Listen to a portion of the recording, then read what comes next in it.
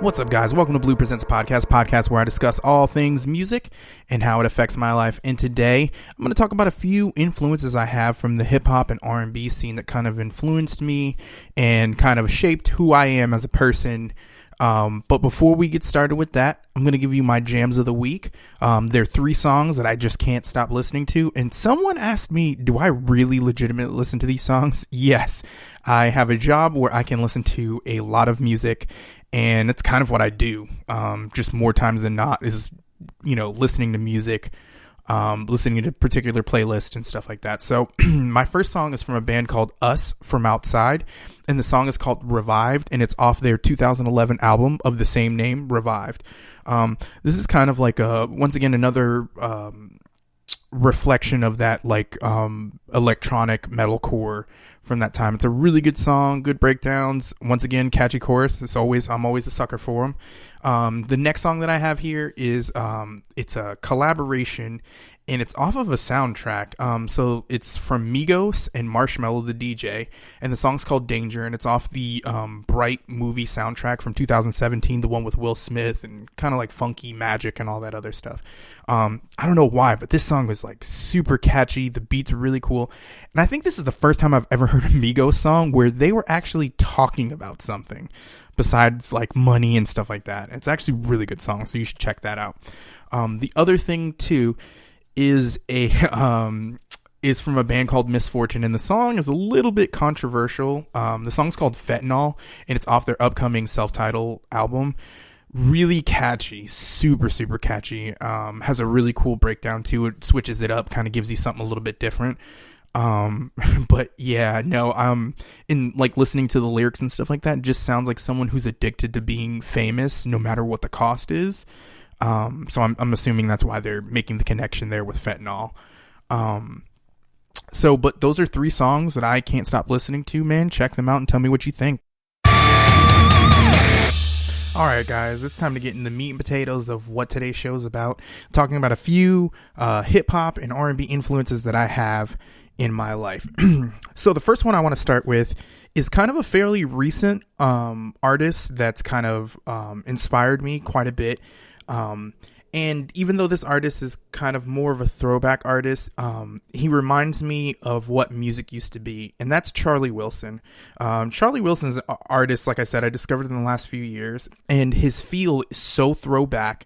It's so much about love and being in love, and it's like it's crazy. Like my wife thinks it's really cheesy, but I think it's like probably like one of the best things to listen to on a Friday, and you're just kind of hanging out and listening, looking for something R&B to listen wise, kind of get the weekend started right. And Charlie Wilson is just one of those artists that I really like. I mean, he's worked with everybody from Justin Timberlake to Snoop Dogg, and his influence on me is more centered around the fact that he's writing songs that actually like legit mean stuff. And we have a lot of R&B artists these days that even now sometimes don't do what they used to do back in the day, which is about real subjects. A lot of the times these R&B artists these days kind of come off more like rappers than they do R&B singers and so forth. So I think like Charlie Wilson is like this great mix of old school, but he's giving you some fresh music, and man, he has some really big range for a man who has a really deep voice. So you should check out Charlie Wilson, and one of my favorite albums is 2010's Just Charlie, and it's got this really cool song that's called You Are, and it's just, like I said, once again, another song about love and about, his love for his wife, who actually, I think he just recently got over like pancreatic cancer or colon cancer of some sort. And he put out an album based around that and just about how his wife supported him. So Charlie Wilson, man, you should definitely check him out. My next one's kind of an old school throwback. Growing up, once again, this list is kind of just based off of what I remember listening to as a kid, what I remember my mother, my grandmother, and people who were surrounded by me that really enjoyed R&B and hip hop music. Because before I had this great love for metal, I had this love for R&B music, even gospel music at one point. But my next artist that I think has influenced me is SWV, which is probably not, this is kind of mean to say, but probably not the best girl group of that time, but a girl group that I remember so vividly because they were extremely melody based. And I think melody is just so good between these three women. I'm not saying they're the best to do it, but to me, hearing it growing up, I think it was like super amazing. Their acapella stuff, as well as, they did a remix using Michael Jackson's Human Nature for the song Right Here, which was absolutely super sick, super amazing. I love it. I really love their first album, It's About Time. And to be honest with you, I haven't really kept too much up with them since like 97, but I have heard a few songs recently and they're still as melodic and as memorable as you think. I'm sure they're not as popular as they used to be, but like I said, that first album, It's About Time, is probably like one of my favorite album when it pertains to female vocalists, and a lot of the songs on there just that period in time, 1992, very 90s R&B beat, but also at the same time like super super talented, well put together songs that utilize every one of those singers in that group. And I think that's why I gravitated to it so much, was for that simple fact is that they were so good at executing melodies together. And if you haven't heard them sing a cappella, it is just as amazing, if not more beautiful, than when they're singing over actual music. So yeah, SWV, man, you should really check them out. That's like, I'm going way, way back on that one. Now, my next three artists that I'm going to probably talk about could have landed anywhere for me, but I kind of based it off of just how much the influence, what I was getting out of it, and that's kind of what I'm trying to explain. I'm not trying to give you like, these are the best artists in R&B and hip hop. No, these are artists that to me gave me something, and it still lasts with me. And this next artist, while I don't agree with how his life happened and certain things that happened in his life, but it's Michael Jackson, man. Michael Jackson, still till this day, and it doesn't even have to be like, I don't even remember the last time he put out like a new album. I want to say probably somewhere in 2000 blah blah blah. Yeah, 2009 is what I'm seeing here. Yeah, 2009 is the last time I can think of put out an album. And I think this was, or maybe 2011, maybe post-mortem. Unfortunately, some artists, they put together songs that they were either working on and whatever the case is. But Michael Jackson, from a very, very young age for me, super influential because of the uniqueness of his voice. The uniqueness of his voice is what drew me in to listening to Michael Jackson. Once again, I have to say this. His lifestyle, I did not agree with. What he did in his life, I do not agree with. But the music that came from him speaks to me, and so many great songs that, I mean, it's insane to think of. Billie Jean, Beat It, Smooth Criminal, They Don't Care About Us, The Earth Song, The Way You Make Me Feel, A Bad, Remember the Time, which I remember in like early 90, I think that was like 91. I remember the time was so dope because of that music video that came with it. And oh man, like talk about like a pure showman, but really, really good songs. And I'm sure it's because, he had some really, really good producers, like Quincy Jones on Thriller, absolutely amazing album. And that's actually an album I learned to love later on in life. Newer Michael Jackson was what I was more about, Dangerous, Bad. And, it's unfortunate, his life went the way it went, and I'm not here to debate that. I'm just letting you know something that I really, really enjoy about Michael Jackson was his ability to do just about anything, because Michael Jackson did a rock song, but it was a rock song in the way Michael Jackson would do it. He'd do a hip hop song in the way that Michael Jackson would do a hip hop song.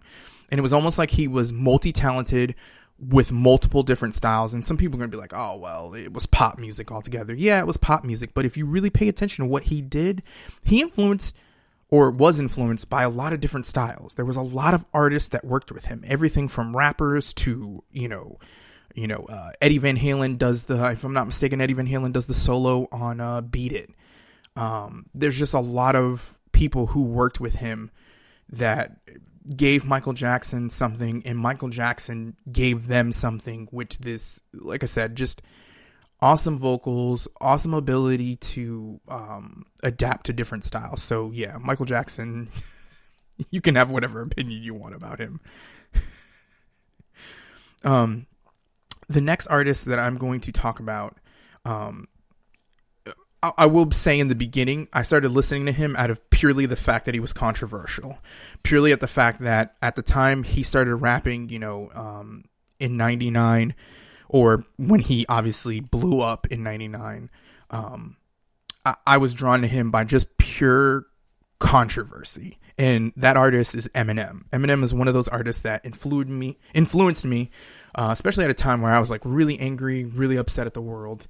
And a lot of what he was saying were thoughts that I, was kind of having, or, just like, damn, yeah, I feel like that. Or I feel like, I can understand, the crazy stuff that he was talking about, obviously I don't agree with everything that was said in some of his songs. And obviously I don't agree with everything that he's ever put out. But for the most part, Eminem kind of inspired me in the sense of like rebellion, go against what people are doing or what people think is normal. Because here it is, this, guy from Michigan, who's rapping, who isn't black, and he's saying some off the cuff, off the crazy, and purely talented as a writer, because man, he could tell a fucking story, whether it's stupid or whether it's him being hurt.